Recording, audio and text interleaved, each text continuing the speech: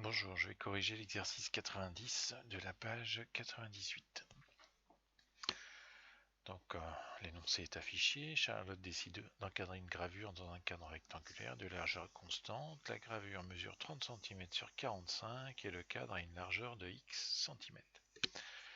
Le plus simple pour ce type d'exercice géométrique, c'est de visualiser la situation. Donc, commençons par visualiser la situation. Voilà.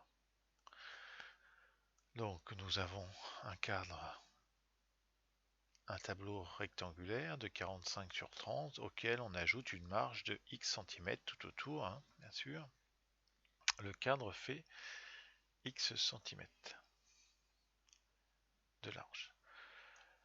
Donc si x vaut 2 cm, eh bien la largeur est de 30 plus 2 cm en haut, 2 cm en bas, ce qui nous fait donc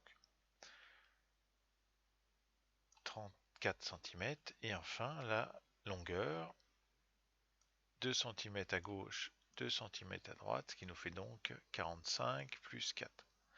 Plus qu'à prendre sa machine et puis on trouve l'air total du tableau. Maintenant, question 2. On note f de x, l'aire de la gravure et du cadre en centimètres carrés. Exprimez f de x en fonction de x.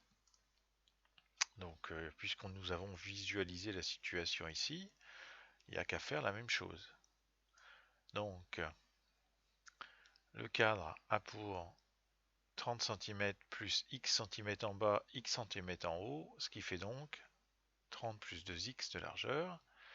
Et pour la longueur, c'est exactement la même chose, 45 plus 2x. Je développe, parce que je suis dans le cours sur les polynômes du second degré, donc je me doute que je vais avoir à développer, et je trouve 4x2 plus 150x plus 1350, si je ne me suis pas trompé. Voici pour l'expression de f de x. Voici pour l'expression de f de x en fonction de x. Donc il y a deux expressions de f de x en fonction de x, une forme factorisée et une forme développée.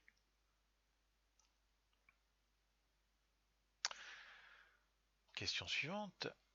Pour quelle valeur de x l'aire de la gravure et du cadre est-elle égale à 1924 cm²?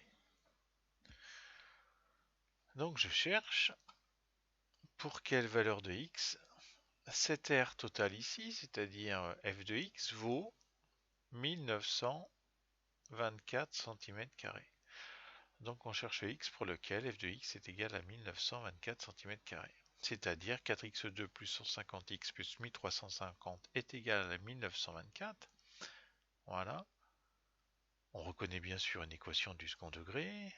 Donc classiquement, je mets tout égale 0, ce qui nous donne donc 4x2 plus 150x moins 574 égale 0. Je calcule le discriminant est positif. Il y a donc deux racines, la première qui vaut moins 41 et la deuxième qui vaut 3,5. Or, x, c'est une longueur, donc x est forcément positif. Donc x vaut 3,5. On élimine bien sûr la valeur moins 41 qui est négative. Donc, pour que l'aire fasse 1924 cm², il faut que la largeur de la bordure du cadre soit de 3,5 cm. Question suivante. Charlotte ne veut pas que l'aire du cadre dépasse 850 cm². Bon, il faut que je cherche l'aire du cadre. Alors l'aire du cadre, c'est ce que je montre ici. C'est ce que je vais mettre en rouge. Voici l'aire du cadre.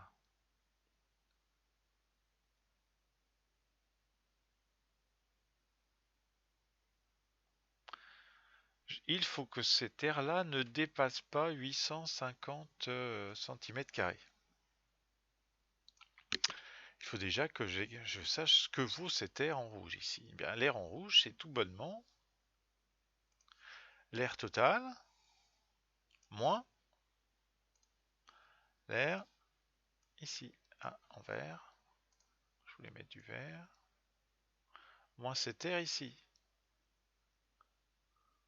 Voici l'air rouge. L'air rouge, c'est donc l'air total moins l'air verte.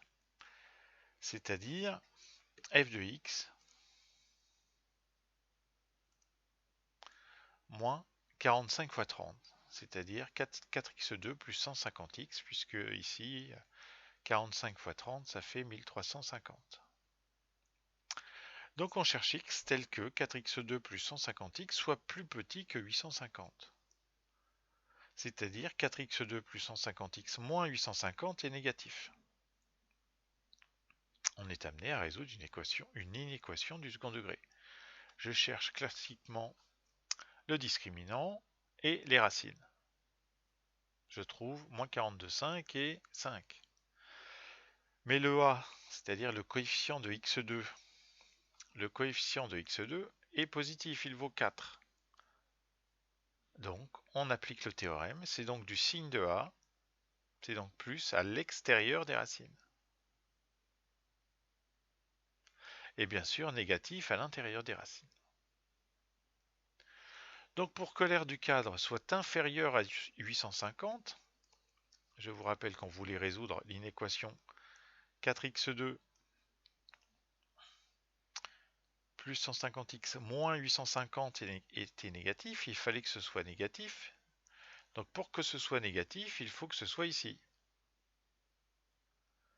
Mais x est bien sûr une distance et donc un nombre positif. Donc pour que l'aire du cadre soit inférieur à 850, on a nécessairement que x est compris entre 0 et 5.